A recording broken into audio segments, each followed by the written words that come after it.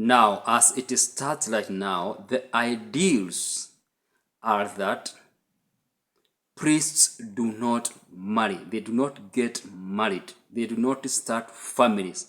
That is the ideal.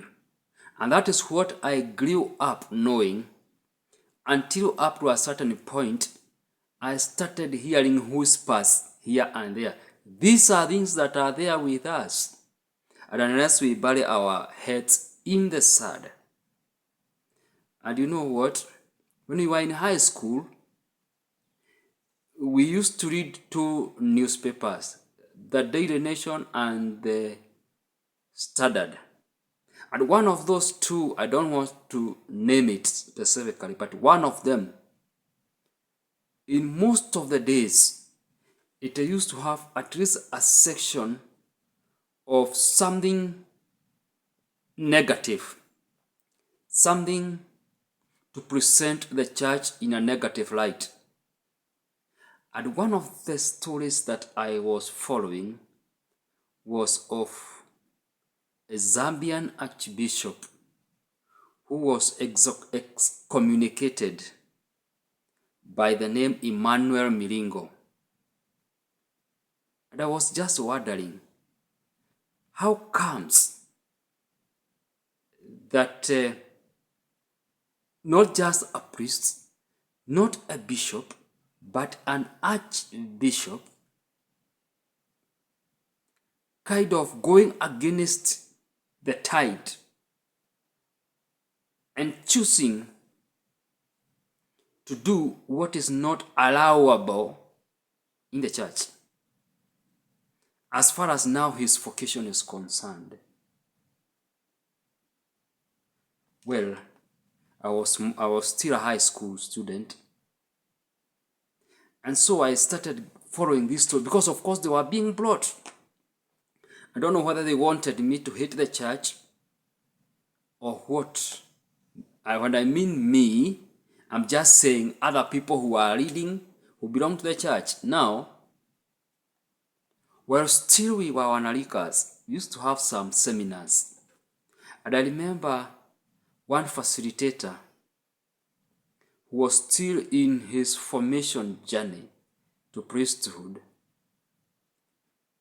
touching briefly on the gifts that people have, especially within the church. And he told us this, that you can have a gift,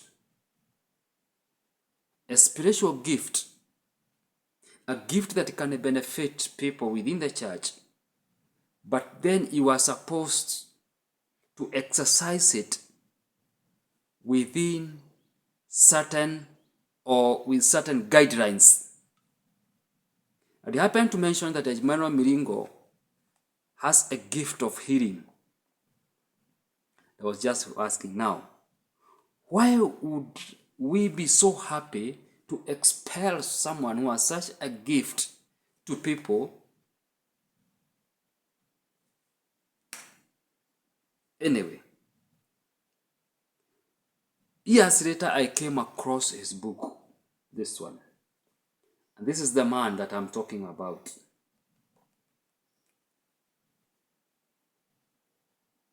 Not only did he leave the church, not only did he get married,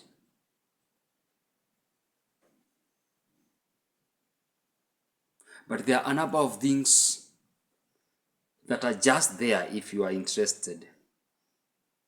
But as I said in the other video, make sure that you check it.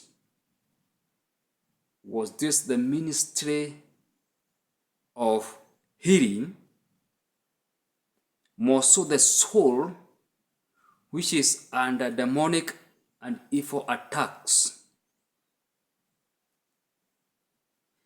And something that I found very interesting in this book, called Face to Face with the Devil, published by Scripture Keys Ministry in Australia in 1991. This bishop tells us a story of how he found himself in the exorcism ministry.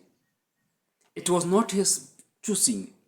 It was kind of It came to him through a lady or a woman who needed help, and she insisted, she persisted, persistence, and the bishop explains in page around between 65 to 68 of this book. I'm not very certain whether you can get this book online, but you can check this book. How that woman made him realize that God was calling him in a special ministry, even though he was never aware from the beginning.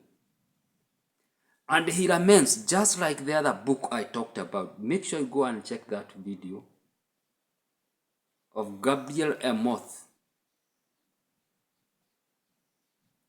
That today within the church, there are so many cases that need some intervention of an exorcist. But how many do we have? And to make matters worse, some places do not even have one. Anyway, he talks about something that as a man, I think and believe, even if you are not even so much interested in exorcism, it can also be of benefit to you. Because looking at what he was writing about in 1991 and what became of him in the year 2000s, you can understand why every man needs not only to be a very spiritual person, being able also to pray for himself, but also to ask friends and people of goodwill to pray for you. So this is Face to Face with the Devil, and I recommend it from my book Clinic. And in case you'd like us more about this, please get in touch with me through email, mybookclinic@gmail.com. And in case you are an author, a published author, please also let us get in touch, because God has given you some special mandate and you can be able to be of help to so many people. Thank you so much, and do have a nice time.